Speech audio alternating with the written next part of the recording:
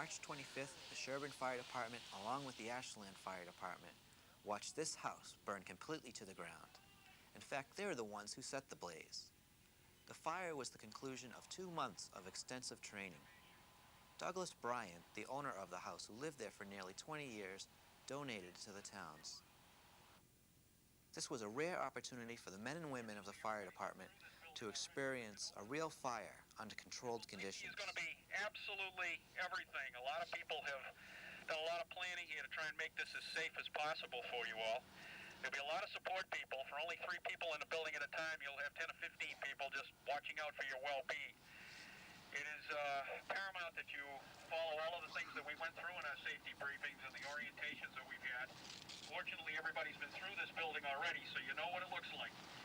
There will not be any surprises here today. Nobody's going to try and have some surprise part of this element. It's going to be very straightforward. 3-person attack team to interior attack on a room and contents fire. A team of firefighters is placed inside the house. They will get an eyewitness view of all phases of the fire. One of the things that I want to stress to you, number 1, it's okay to be afraid. I'm afraid every time. That's healthy. Number 2, if you're uncomfortable with something, if you're uncomfortable with the mask, if you're uncomfortable with something that's going on, don't be afraid to sing out. A team of firefighters fully armed with breathing apparatus and hoses waits outside for the drill to begin.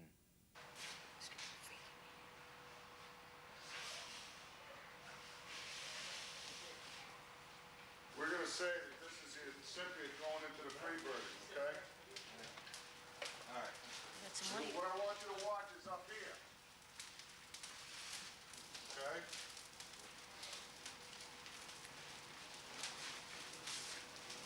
We have fire in the building.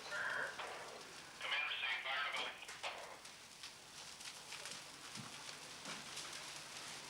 You'll see it start. See the way that fire fans out at the top? Following the path of least resistance. We talked the other night about mushrooming. That's the start of it up there.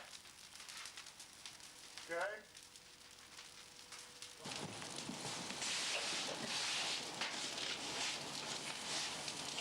Anyway, you can start to see the layer starting to build down. Okay?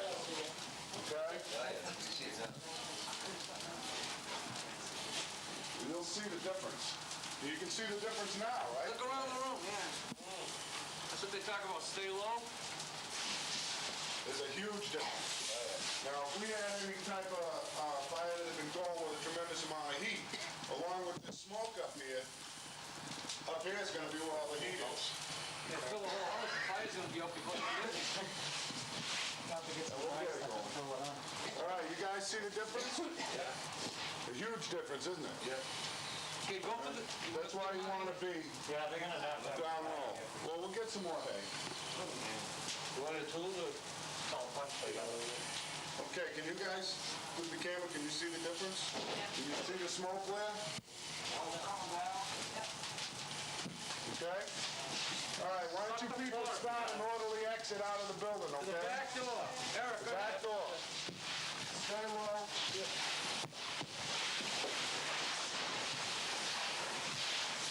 Don't take your time, ladies. Let's go.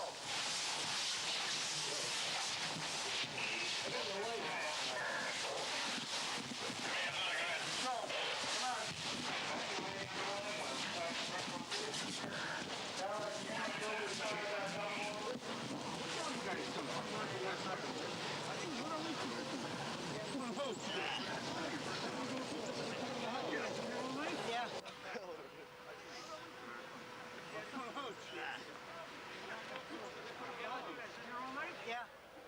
Okay, team 1. What we did was basic one-room fires. To try to explain, some of the people that are in there have never been into fires before on both departments, both the Ashland department and the Shourbon department. So we put those people in self-contained breathing apparatus. They have to go in, find the fire, and do what's called an indirect attack. They squirt the water in a fog pattern at the ceiling, and what that does, all the heat is at the ceiling, so it cools it down quick, brings all the smoke down to the floor, smothers out the fire. Then they just trickle a little bit of water. The idea is to minimize the water damage in there. The nozzle man calls for ventilation. They open the windows. Then you saw him sticking the hose through the window and squirting. And the idea, if they put the hose in a fog pattern, is to pull, make pressure and pull all the smoke out from within the building. So you see the difference when he pulled that nozzle back? Puts it out to a fog.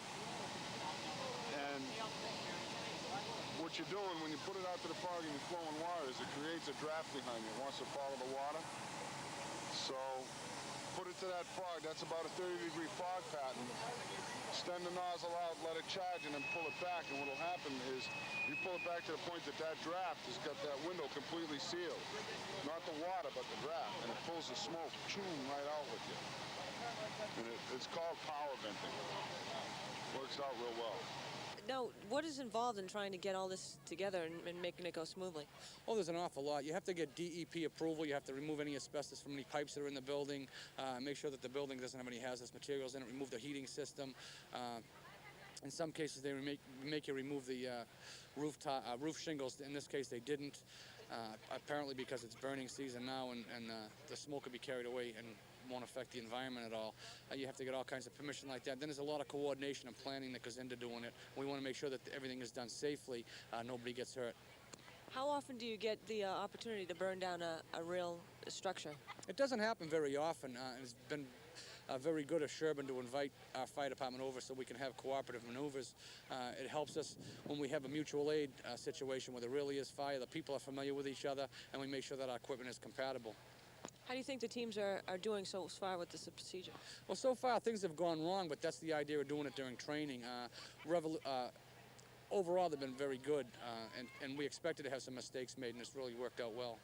So is this what you consider the best kind of training overall that they can ever get? Absolutely. Hands-on training, when if there's a problem you can withdraw and then have another crew. You always have that stuff ready for a backup, or if there's a live fire situation, you don't usually have that initially. You have to wait and build up to that point when you have manpower and equipment there. Everything's laid out right now and we're ready for that. What are the plans for the rest of the day? What we're going to do is we're going to do 2 hose evolutions, have a fire on the first floor, one hose crew go in and extinguish that fire, another hose crew go into the second floor and extinguish the fire there, maybe do some search and rescue while they're doing that. When they light the fire, I think that you had a camera inside there. The fire, you see that the heat and smoke go to the top of the ceiling. In a regular building fire, when it's kind of closed up, the windows are closed and stuff, it can get up to 1,200, 1,500 degrees up at the ceiling level. And that's why when I said you put the fog pattern on the hose, you squirt it toward the ceiling, it turns the steam, cools that down, and everything drops down. But it does get quite hot up there. Dave Lang, a 20-year veteran of the fire department, knows just what it's like to enter a burning building. If we have a fully involved smoke room, all we would basically do is follow the smoke until we can't go any farther, and then if we're in the room where the fire is, we'll see an orange glow where the seat of the fire is, and we'll try attacking it at that point. By mid-afternoon, firefighters had completed over 4 hours of grueling practice drill. After 2 months of extensive training, firefighters prepared to light the house on fire one last time. Only this time, they would not try to extinguish the flames.